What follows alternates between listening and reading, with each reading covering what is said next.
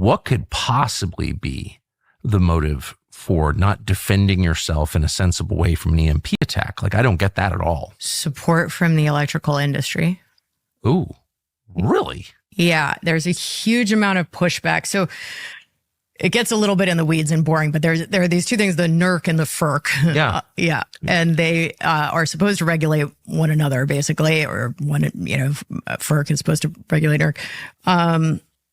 And unsurprisingly, in that kind of a cozy relationship, it doesn't work. And they do have some self-imposed EMP standards, but they are for a reasonably light solar storm and would not come anywhere close to being able to withstand any kind of nuclear fallout. Right. So that's 500,000 people at any moment, any given moment.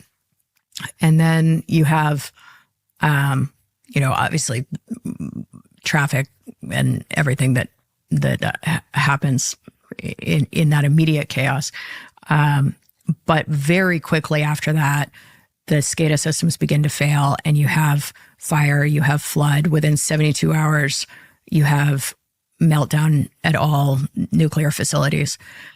And then refrigeration has gone out at supermarkets and at the regional food warehouses. So the food supply ends. There's no access to ATMs or money or financial structure of any type. No access to your prescription medications, no access to law enforcement, and no clean water and no food.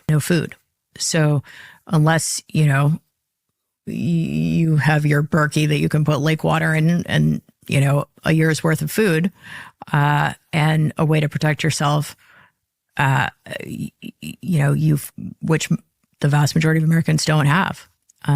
You are in an incredibly vulnerable position that there's absolutely no reason to risk putting our own people. And if you're, and that's just for people who are outside the cities, but if you're in the middle of a tightly packed metro area, you're just done. Yeah. I can't even imagine people's having, covered chaos in Baghdad and Hurricane Katrina. Anyone who's ever seen the, disappearance of authority knows that, like, within hours, people start going crazy and hurting each other. And you have your kids in your apartment, and how do you get them out, and how do you get them to safety, and where do you